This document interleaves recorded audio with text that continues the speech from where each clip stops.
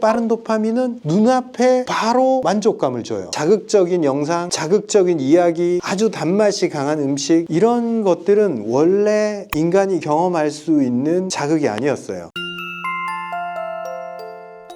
안녕하십니까 구독자 여러분, 후쌤입니다. 요즘 가장 유명한 호르몬이 뭐예요? 도파민 이야기는 많이 해요. 사람들이 이야기를 도파민에 절여졌어, 이게 중독됐다는 뜻이죠. 도파민이 나오는 행위만 하고 싶어져. 도파민 자체를 이 쾌락의 호르몬 정도로 생각을 하시는데, 도파민 자체는 기대감이 있을 때 상승을 했다가 막상 뭔가 이루어지거나 실현이 됐을 때는 떨어집니다. 저기 가면 뭔가 있을 거야, 성취하면 좋은 일이 생길 거야, 내가 열심히 하면 어떤 일이 벌어질까 막 기대를 할 때, 그리고 무슨 메시지를 받았어, 카톡 메시지를 받았는데 열기 전에, 그때 기대감이 올라갈 때 도파민이 상승을 했다가 막상 열어서 내용을 확인했을 때는 감소해요. 그러니까 실제 보상이 주어졌을 때보다 기대할 만한 일이 생겼을 때 상승을 합니다. 이게 어떤 장점이 있냐? 자, 원시 사회에서 음식을 구할 때 저 멀리 있는지 없는지도 모르는 저 숲속에 들어가면 뭔가가 있을 거야 라는 기대감이 존재해야지 위험을 무릅쓰고라도 그 숲속으로 들어가고 절벽을 기어 올라가고 그런 행동을 할 수가 있죠. 절벽을 기어 올라가면 저기 위에 새둥지가 있을 거야, 새둥지가 밑에서 보이는데 저 안에 알이 있을 거야, 아, 저기에 가고 싶다, 이런 마음을 낼 수 있는 거죠. 도전을 하고 성취를 하고 싶어질 때, 그때 도파민이 나옵니다. 그래서 이 도파민이 인간의 욕망과 성취, 이 모든 것에 관여한다고 볼 수가 있어요. 인류가 문명을 이룩하고 더 나은 세상으로 나아가기 위해서 자꾸 도전을 하는 것도 이 도파민 때문에 그래요. 한마디로 도파민이 인류 문명을 이뤄냈다라고 볼 수도 있습니다. 근데 우리가 중독적인 행동을 했을 때 도파민에 절어 있다, 이렇게 이야기를 하잖아요. 게임을 하거나 무의미한 영상을 볼 때도 이게 중독적으로 도파민에 의해서 계속 중독적인 행동을 합니다. 그걸 보면 도파민이 나오니까 계속 그 행동을 하게 돼요. 그러니까 중독에도 관여를 한단 말이에요. 그러면 이 중독은 내 삶에 무슨 필요가 있기에 도파민이 그 중독 행위를 계속하게 하냐? 도파민이 작용하는 방식은 두 가지가 있어요. 도파민이 빠르게 작용할 때와 도파민이 느리게 작용할 때 이 패턴이 다릅니다. 빠르게 작용할 때 즉각적 보상이 주어지는 그런 행동들을 할 때 도파민은 변연계에 작용을 합니다. 그리고 당장 성과가 나오지는 않지만 꾸준히 지속적으로 해야 되는 어떤 도전에 대해서는 도파민이 느리게 꾸준히 작용을 해요. 빠른 도파민은 확 치솟았다가 확 떨어져 버려요.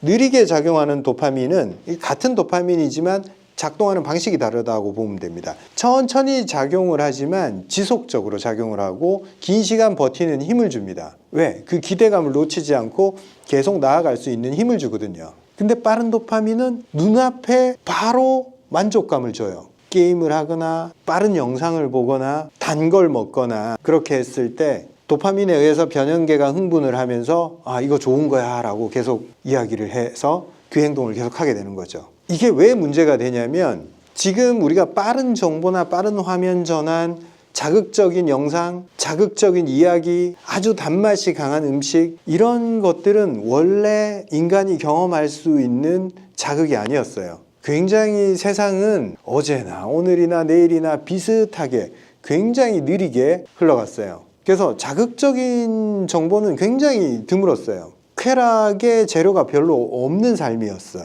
우리 스마트폰이 없던 시절을 생각을 해보면 알죠. 느리게 가는 그 완행열차를 타면서 창밖에 시시각각 변하는 풍경만 봐도 1시간, 2시간, 3시간 지루하지도 않았죠. 근데 이렇게 빠르게 돌아가는 세상에서는 그 지루함을 사람들이 견디지를 못해요. 왜? 도파민의 빠른 작용에 익숙해져 있기 때문에 그것보다 느린 작용은 자극이 되지가 못해서 원하지를 않게 돼요.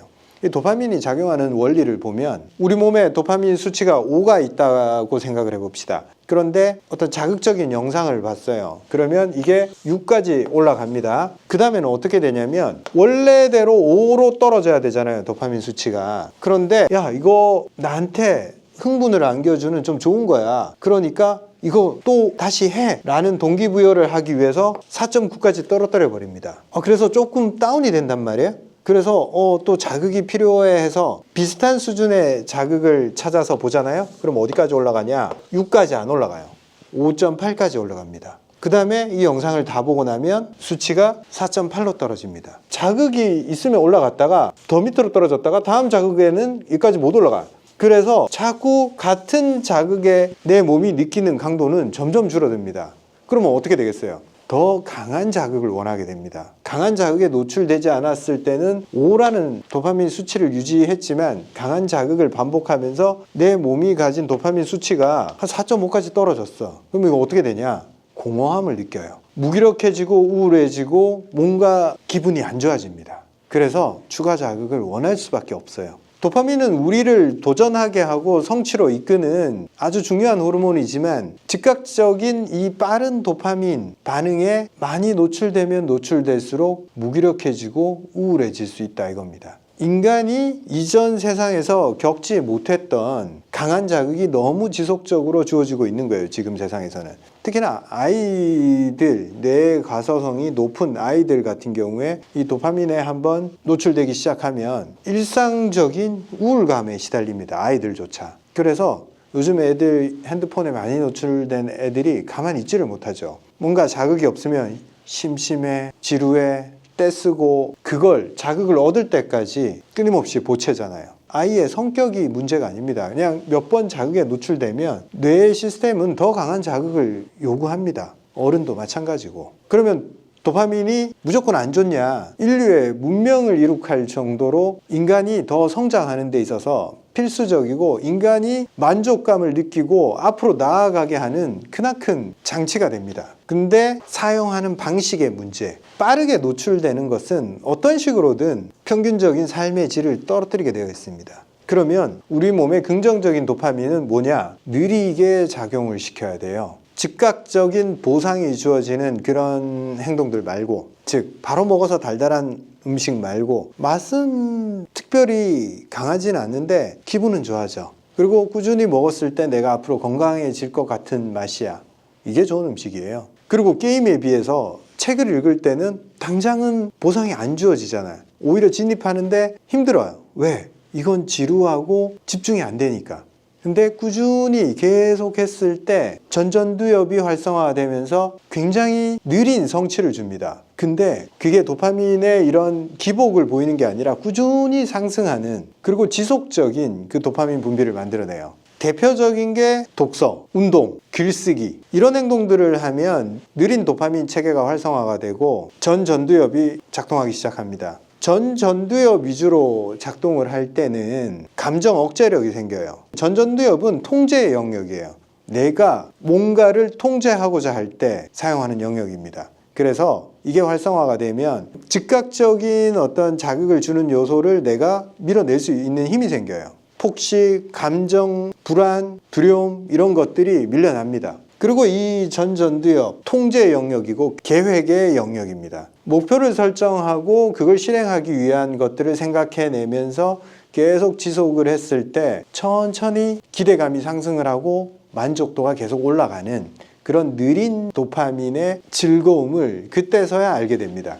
그걸 느낀 사람들은 이런 폭발적인 빠른 작용의 도파민들이 몸을 괴롭혔다라는 걸 이해하기 때문에 이걸 자연스럽게 밀어내요. 자극적인 영상, 자극적인 음식, 자극적인 행동에 빠져 있던 사람들이 이걸 안 해야지, 그만해야지 이런다고 해서 여기서 빠져나올 수 있는 게 절대 아닙니다. 체계를 바꿔야 돼요. 느린 도파민 체계의 행동을 해야지만이 이게 밀려나요. 많은 사람들이 운동을 하면서 긍정적인 생각이 생겨서 그 다음에 좋은 일들이 생겼다 이렇게 이야기를 많이 하잖아요.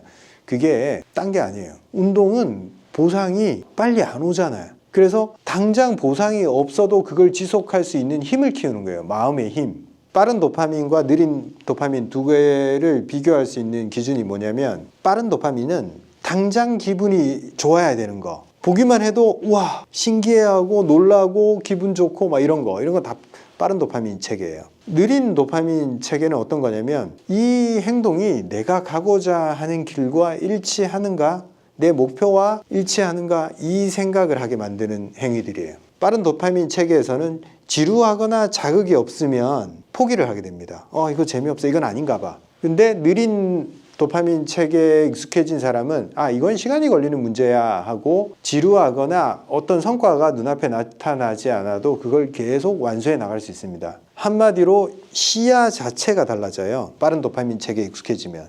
그래서 내가 원하지는 않았지만 맨날 아이스크림을 계속 먹잖아요. 성격이 이렇게 변해. 맨날 게임하고 빠른 자극에 노출이 되면 성격이 그렇게 변해요. 긴 안목 자체가 사라져버려요. 1년 후, 10년 후를 설계할 수가 없게 돼요. 그냥 오늘 기분 안 좋네. 오늘 뭐 할까? 오늘 뭐 먹어서 기분 좋게 만들까? 굉장히 자극적이고 일시적인 그런 자극을 찾게 되고 삶을 설계할 수가 없게 됩니다. 전두엽, 즉 느린 도파민 보상 체계를 활성화시켜야지 삶을 긴 안목에서 바라볼 수 있고 결국에는 성취를 해내게 됩니다. 이 도파민의 명령 체계는 너무나 강력해서 우리가 의지로 이걸 통제하기가 굉장히 어렵습니다. 그렇게 하려면 3가지가 필요해요. 첫째, 흔들리지 않는 중심이 있어야 돼요. 우리는 삶에서 선택을 해야 되잖아요, 항상. 그 선택에 있어서 대부분의 사람들은 바로 뭔가 결과물이 나오는 쪽으로 많이들 선택을 하고 사람들이 그쪽으로 우르르 몰려가요. 연예인 이야기도 그렇고 이슈되는 정치 모든 것들이 그래요. 그런 것들이 전부 다 강한 자극이고 사람들을 흥분을 시키고 그 흥분의 결과로 여러분들은 대가를 치러야 돼요. 그 모든 자극에 대해서 초연해지려면 한 발 떨어져서 물러나서 휩쓸리지 않을 수 있는 중심이 있어야 됩니다. 순간순간 흥분에 의해서 판단하고 감정에 휩쓸리지 않고 끊임없이 모든 문제에 대해서 한 발 뒤로 물러설 수 있는 그 시야를 가져야 돼요. 둘째, 의지를 가진다고 이걸 통제할 수 없다라는 사실을 인정을 해야 됩니다. 통제 가능한 시스템을 만들어야 돼요. 우리가 운동을 하겠다 마음 먹는다고 해서 운동을 하는 게 아니잖아요. 운동을 할 수 있는 시스템을 삶에 도입을 해야 돼요. 제가 자주 하는 이야기 중에 한 가지가 아침에 운동을 하고 싶으면 문화센터 가서 아침 운동을 등록을 하라고. 하겠다 머릿속으로 하는 거는 아무 의미가 없어요. 그건 세상으로 나오지가 않아요. 운동을 등록을 해버리면 돈이 아까워서라도 가는 거죠. 그리고 제가 계단을 오르라 하는 것은 눈앞에 보이는, 언제나 내가 집으로 올라가기 위해서 계단을 마주치잖아요. 그때마다 떠오른단 말이에요. 그래서 나 어차피 집에 올라갈 거 계단으로 올라갈 거야. 삶의 시스템 속에 그냥 넣어놓은 거예요, 그거를. 그러면 그 일은 일어나요. 그리고 퇴근해서 내가 계속 핸드폰을 보고 있다. 그러면 어떻게 해야 돼요? 핸드폰을 사용할 수 없게 만들어야 돼요. 어떻게? 요즘 핸드폰 감옥이라고 팔아요. 이렇게 2시간, 3시간 설정해 놓으면 그 시간 동안은 그 박스가 열리지가 않아요. 그 안에 핸드폰 넣어놓고 시간 설정을 해주는 거예요. 뭔가 급한 일이 있어서 핸드폰을 쓸 것 같잖아요. 전화 오는 거는 받을 수가 있어요. 그 통화 버튼까지는 눌리게 구멍이 뚫려 있기 때문에. 그래서 별로 내가 핸드폰을 쓰지 않아도 특별히 문제될 일들은 생기지 않는다라는 확고한 신념을 가지고 걔를 가둬버려야 돼. 생각보다 별일 일어나지 않고 좋은 일만 일어나요. 저녁에 한 2-3시간 가둬놔도 내 뇌가 이 빠른 도파민 보상 체계에서 벗어날 수가 있습니다. 벗어나는 방법은 말씀드렸잖아요. 느린 체계에 들어가야지만이 여기서 벗어날 수가 있습니다. 그냥 멍 때려도 돼요. 가만히 멍하니 조용하게 흘러가는 세상을 바라봐도 돼요. 아니면 그게 너무 심심하다. 책을 보면 돼요. 혹은 밖으로 나가면 돼요. 이게 강한 자극이 있지만 우리는 그 이외의 선택을 할 수가 없어요. 공허함이 들어서 이걸 극복하기 위해서 또 핸드폰을 들 수밖에 없어요. 자극이 주어졌다가 또 다 보고 나면 공허함이 찾아와요. 끝없는 반복입니다. 본인이 왜 우울해졌는지도 모르고 계속 핸드폰을 보고 있습니다. 벗어나기 위해서는 일단 이걸 가둬놓고 그 다음에 내가 할 수 있는 게 뭘까 찾아보세요. 아이들도 똑같습니다. 핸드폰 주면 계속 이것만 하려고 그래요. 근데 안 주면 애들이 뭐 하는지 아세요? 옛날 아이들이 놀듯이 놀아요. 장난감 들고 자기만의 세상을 만들어내서 이게 비행기도 되고 전쟁터도 되고 자기 나름의 한 편의 영화를 머릿속에서 만들어내요. 그러다 지겨우면 또 스케치북 꺼내서 자기 생각을 막 그림으로 그리기 시작해요. 느린 보상. 그걸 경험을 하면 이 빠른 자극이 없어도 내가 성취를 향해서 나아갑니다. 내가 통제할 수 있다라는 믿음을 버리고 나를 속박 속에 밀어넣어야 됩니다. 저도 집에 가면 핸드폰 감옥에 핸드폰을 집어넣어요. 그리고 내가 아침 운동을 할 때 다른 사람들한테 공표를 해요. 내일 아침에 제가 운동을 할 겁니다. 이 동호회 카페에 들어가서 이야기를 그냥 던져놔요. 왜? 약속을 해야지 그 약속을 어기지 않기 위해서 내가 행동을 한단 말이에요. 스스로를 시스템 속으로 집어넣어서 속박을 해야지 그 다음 일들이 일어납니다. 내가 스스로 할 수 있다라는 환상은 다 버리세요. 세 번째, 삶의 태도입니다. 모든 행위를 할 때 그 행위 끝에 따라오는 결과, 보상 이런 것보다는 그 행위 자체가 가지는 가치, 이걸 계속하고 있는 그 자체가 좋다, 이런 태도를 만들어내야 됩니다. 결과보다는 이 과정, 이 자체로 우리가 즐겁다라는 기분을 만들어낼 수 있어야 됩니다. 어떤 행위든 우리는 그 행위의 의미를 만들어낼 수가 있어요. 계속 반복하다 보면. 그래서 제가 처음에는 잘 모르겠지만 일단 반복을 해보세요 라고 계속 이야기를 하는 거예요. 반복하다 보면 그 속에서 반복할 수밖에 없는 의미가 발생을 합니다. 아, 이것 자체가 굉장히 괜찮네. 그 생각이 주어질 때까지 반복을 하면 됩니다. 아이들도 똑같아요. 어른들이 아이들한테 질서를 만들어줄 때 당장 보상 없이 잘 안 되니까 너 숙제 여기서부터 여기까지만 끝내면 뭐 게임하게 해줄게, 어떤 보상을 줄게, 이런 식으로 설계를 하잖아요. 그러면 그 아이는 보상에 의해서 움직이는 즉각적 만족을 추구하는 삶으로 자꾸 넘어갑니다. 그것보다는 이 아이가 이 일에 어떻게 흥미를 가질 수 있을까, 이걸 생각하고 그걸 설계해서 그 친구가 새로운 진리를 탐구하는 그 학습 행위에 대해서 흥미를 가지게 만들어줘야 돼요. 어른이 아이한테 해줄 수 있는 가장 중요한 거라고 생각을 해요. 학원에 보내고 학원에서 시험 보고 이번에 몇 점 맞았어, 몇 점 맞았어.